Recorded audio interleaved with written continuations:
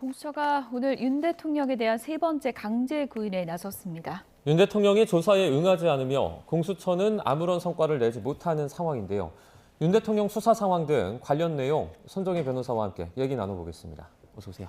안녕하세요. 네, 일단 오전 상황 보면 공수처가 지금 관저하고 대통령실 압수수색 지금 시도하고 있다고 하는데 또 경호처랑 대치하는 것 같거든요.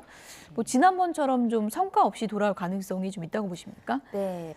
압수수색을 다시 신청할 것이라는 것은 예상됐던 상황입니다. 예. 왜냐하면 필요한 증거가 있다고 한다면 필요한 증거를 찾기 위해서 여러 가지 절차를 이행해야 되는 것이 수사기관의 책무인 만큼 예. 다시 영장을 신청해서 시도를 할 것으로 예상이 됐는데 상황이 달라지지 않고 여전히 경호처와 대치하면서 경호처장 또는 직무대행이 이를 승인하지 않는 상황으로 대치가 예상되는 상황입니다.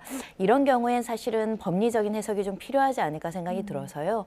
공수처에서도 계속 발부되는 압수영장을 계속적으로 시도하기보다는 이 승인 거부도 하나의 행정처분으로 볼 여지가 있기 때문에 이 처분에 대해서 법원에 이렇게 승인을 하지 않는 것이 위법하다, 근거가 없다라는 이유로 법원의 어떤 결정을 받아야 되는 게 아닌가. 승인 거부에 대해서 위법하다라는 판단을 제기해서 판단을 받고 다시 압수수색을 시도하는 것이 타당하지 않을까라고 개인적으로 생각해 봅니다. 네. 압수수색을 통해서 이제 비화폰 서버 또는 회의록 등을 압수하려고 하는 것 같은데 시간이 좀 많이 지나지 않았습니까? 그래서 증거가 인멸됐을 가능성도 있지 않나요? 충분히 있을 수 있습니다. 이미 압수수색 대상 장소로 지정된 장소에 가더라도 압수 대상 목록이 부존재할 가능성이 매우 높은 상황입니다. 네. 하지만 부존재하는지 존재하는지 확인이 되지 않는 상황에서 수사기관이 이것을 포기하는 것도 할 수 없는 조치이기 때문에 포기하지 않고 압수수색을 계속적으로 진행한다 이렇게 말씀드릴 수 있고요. 예. 그리고 실제 압수수색 과정에 나갔는데 부존재하거나 누군가 이것을 인멸했다고 한다면 그 역시도 수사 절차상 의미가 있습니다. 왜냐하면 증거인멸 가능성이 유지가 돼야지 앞으로 구속적부심이나 보석청구나 이런 부분에 있어서 수사기관이 또 법원에 지금 현재 증거에 대해서 소재 파악이 되지 않을 뿐만 아니라 이 피의자 측에서 증거에 대해서 협조적으로 나오지 않고 있다 이런 주장을 할 예. 여지가 있기 때문에 현재 필요한 증거들은 수사기관이 남아있는 한 계속적으로 시도할 가능성이 있습니다.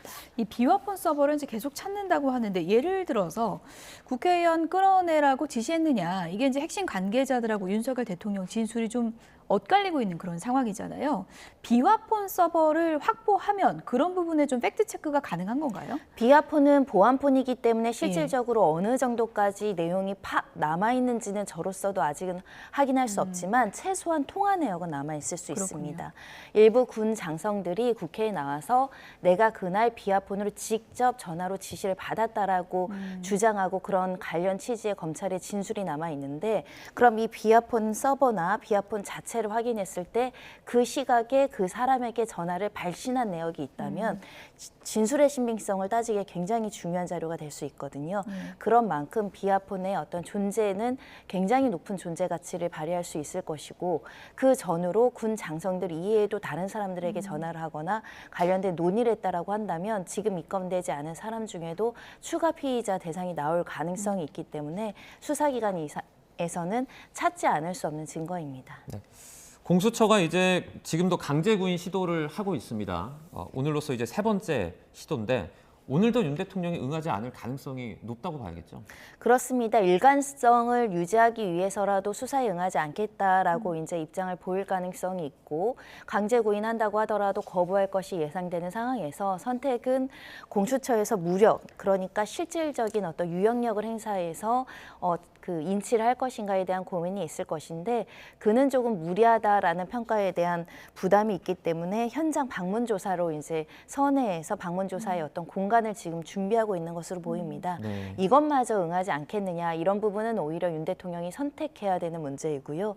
현장 조사마저 거부하면 실질적으로 진술 조사는 어렵다라고 수사 기록과 보고서에 남기고 다른 수사를 마치는 형국으로 나아가지 않을까 합니다. 네, 지금 뭐 구치소 안에 조사실을 마련한 것으로 지금 알려지고 있는 그런 상황인데 보통은 어떻습니까? 구치소에 있을 때 이렇게 좀 방문 조사를 많이 하나요? 아니면은 뭐 어떤 어떤 방식을 많이 택하게 되나요? 매우 번거로운 일일 뿐만 아니라 예. 관련된 영상 녹화라든가 필요한 자료들이 구치소 내에 마련되기 어렵기 때문에 현장 조사, 방문 조사는 극히 예외적으로 한다라고 그렇군요. 말씀드릴 수 있고요. 다만 과거에 이제 전직 대통령이나 주요 정치 사범들이 조사에 응하지 않아서 방문 조사한 전력도 있고 또 아픈 사람에게는 병원에 가서 이제 병원에서 조사하는 경우도 있었기 때문에 예외적이긴 하지만 여러 차례 이루어진 절차인 만큼 필요하다면 장소에 구애받지 않고 필요한 질문을 해 나가겠다라고 이제 수사기관에선 판단하면 부득이하게 방문 조사까지 선택할 수 있다 보입니다. 네. 윤 대통령에 대한 이런 강제 구인 시도 자체가 실효성이 좀 떨어진다라는 분석도 있거든요. 예를 들어서 강제 구인이 돼도 저희 1차 조사 때처럼 계속 진술 거부권을 쓸 수도 있고 이 부분은 좀 어떻게 보세요? 그렇습니다. 진술 조사에 응하지 않을 거나 응한다고 하더라도 진술을 거부한다거나 전체적인 사실관계 부인할 가능성이 많기 때문에 피의자 신문으로서 수사기관이 입증할 만한 유죄의 증거는 찾기가 굉장히 어렵다. 오히려 이런 태도들을 진술의 불일치나 모순되는 부분을 적극적으로 피의자에게 조사의 기회를 줬으나 유리한 증거를 제출하지 않았고 다른 증거와 불일치되는 증거 그 진술만을 했다라는 부분이 수사기관 입장에서는 남겨야 되는 상황입니다. 네. 그러니까 한마디로 피의자가 거부한다고 수사를 포기하고 바로 법원으로 넘길 수는 없고요. 여러 번의 시도와 여러 번의 절차를 끊임없이 노력한 다음에 이것이 안 됐을 경우에는 그대로 이제 법원에 올릴 수는 있지만 노력을 하지 않고는 그대로 올리는 것은 수사기관의 어떤 책임이 방기됐다라는 네. 지적이 따를 수 있기 때문에 아무래도 남겨진 질문은 그래도 하는 노력을 보이겠다라는 의지로 해석해야 될 것 같습니다. 네. 뭐 공수처에서 오늘 뭐 대통령하고 숨바꼭질하는 것 같다 이런 표현까지 썼는데 어제 헌재 탄핵 심판 출석했다가 병원 가는 거를 몰랐다는 거잖아요. 이건 어떻게 봐야 되는 겁니까? 네, 조금 더 의아한 측면은 있습니다. 예. 결론적으로는 병원을 가는 외출을 허가하는 주체는 교정본부, 그러니까 교도소장 그리고 법무부 관할이기 때문에 예. 이 법무부와 지금 검찰과 공수처와 경찰이 그래도 원만하게 수사 절차를 협조한다라는 보도가 나간 상황에서 신변에 대한 동선 체크가 안 됐다라는 예. 것이 제대로 지금 합동으로 제대로 일을 하고 있는 것이냐라는 비판은 받지 않을 수밖에 없는 상황이고. 다만 이제 구치소나 교도소 내부에서는 건강상의 문제를 제기하는 상황에서 외부의 병원 진료를 해주는 것이 인도적인 차원에서 타당하다. 그에 관련한 아마 의무 기록이라든가 그동안에 치료받은 내역이 제시된다고 한다면 예. 이걸 또 승인 안 하기가 어렵고 더군다나 대통령의 어떤 건강에 대한 질병 상태는 또 국가 안보 사항인 만큼 교도소 내보다 외부 병원 진료가 적당하다라고 판단한 것 같습니다. 오동훈 공수처장이 오늘 아침에 또 이렇게 말했습니다. 윤 대통령이 이게 병원 일정 등을 잡는 것이 마치 뭐 조사를 회피하려는 그런 행보로 보이기도 한다. 그렇게 말을 했거든요. 병원 조사 가는 시간에 공수처가 강제 구인으로 나갈 것이 예견되는 상황인데 사전 협의나 조율이나 양해 없이 나갔기 때문에 공수처 입장에서는 이 또한 수사 절차를 무시한다라고 판단을 했겠죠. 병원에 간다고 하더라도 오늘은 내가 병원에 갔기 때문에 조사에 응하지 않겠지만 언제 가겠다. 보통 이렇게 조율을 하는데 네. 이것조차 이제 통보 없이 하다 보니까 수사기관 입장에서는 수사 절차를 회피한다라고 이제 비판할 수밖에 없는 상황이다라고 말씀드릴 수 있고요. 오늘도 나오지 않는다고 한다면 이것은 수사의 절차에 응하지 않은 불응 상태가 지속된다. 그렇게 평가할 수 있기 때문에 공수처에서도 이미 수사 절차에 응하지 않을 것이라는 건 예견하고 있는 것 같습니다. 네.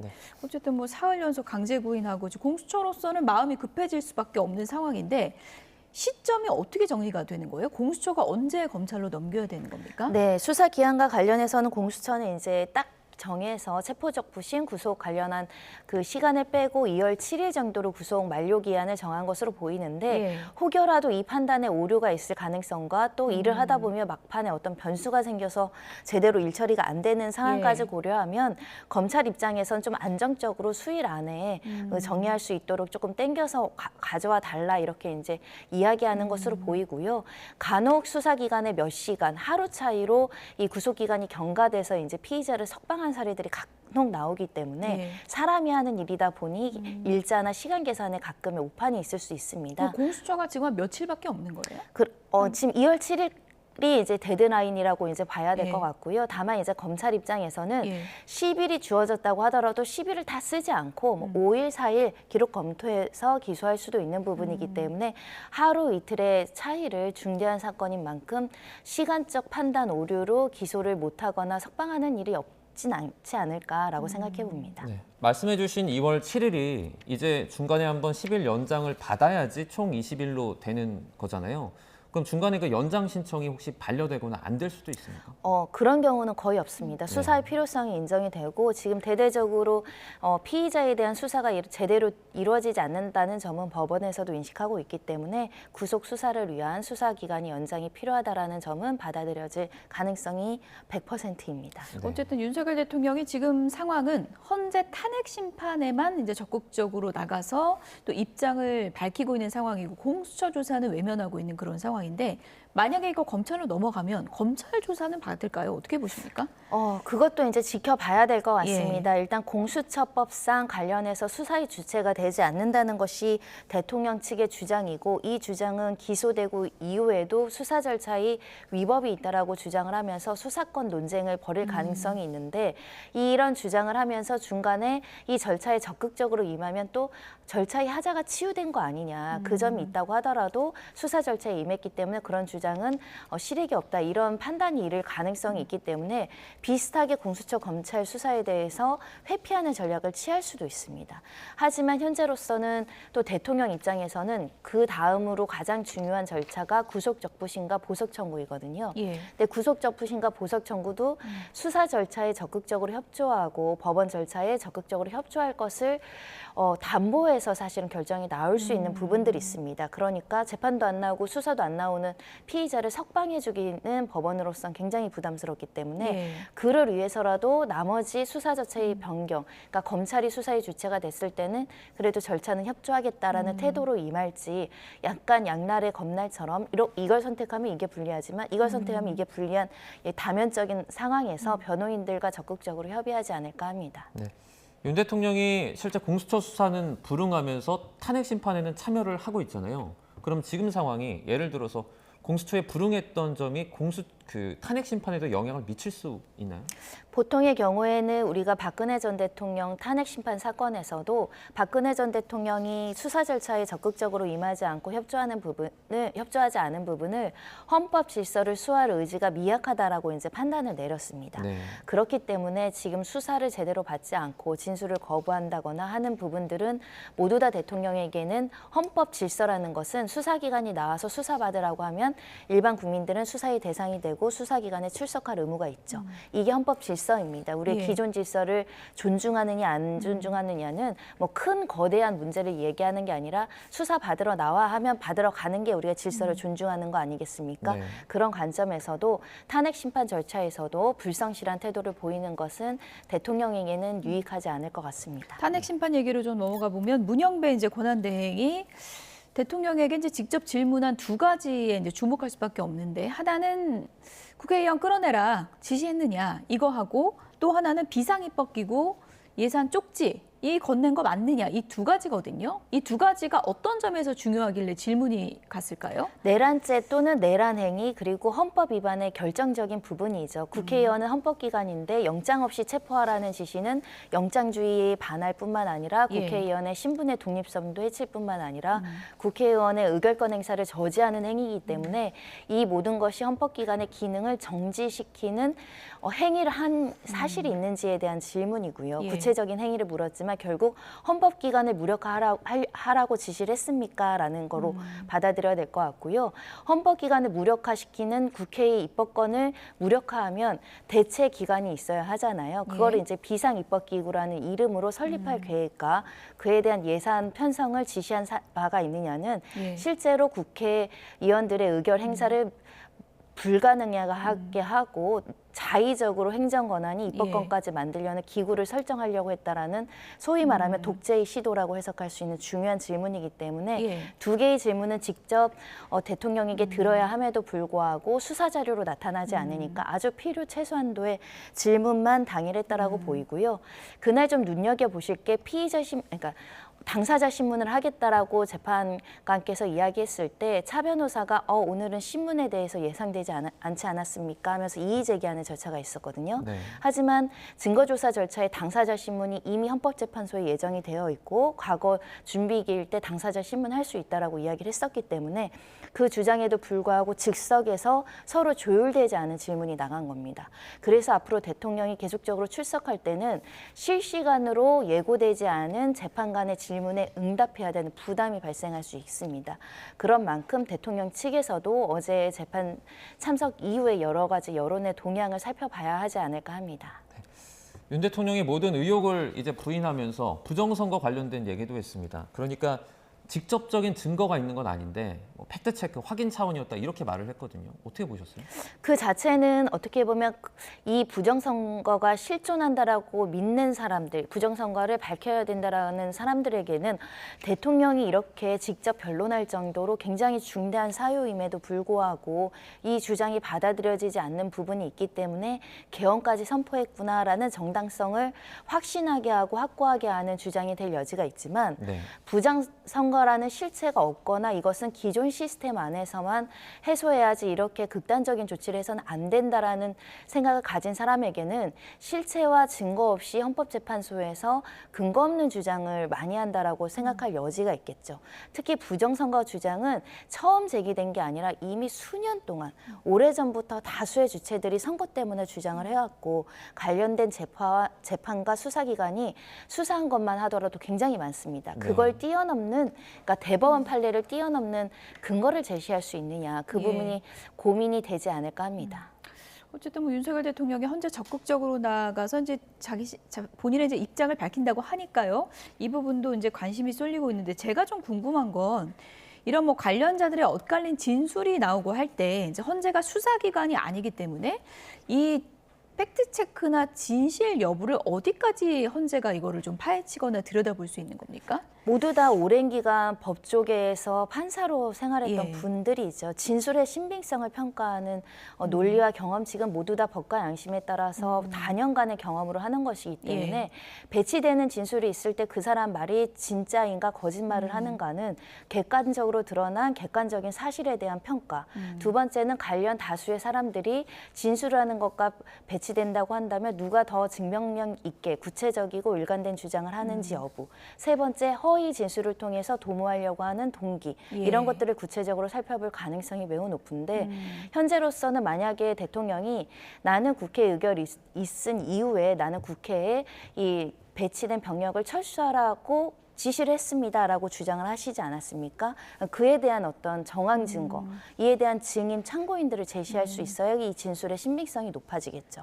지금 현재로서는 반대 증거가 국회 측으로부터 제시된 상황이기 때문에 대통령 입장에선 내가 철수해라, 이제 들어와라 라는 지시를 했다면 비아폰이든 어디든 남아있을 개연성이 있죠. 회의록이든 관련된 문건이든 본인의 어떤 개인 핸드폰이든 적극적으로 이것을 증명할 수 있을 때에만 이 진술의 신빙성은 높아지지 않을까. 아니면 지금 다수의 군 장성군 그리고 계엄군의 지휘를 받은 병사들이 대통령의 지시로 군병력이 투입이 됐고 이 결의 이후에도 군 병력을 준비시키거나 이런 모종의 어떤 해산이 좀 늦어진 이야기들을 이야기하고 있거든요.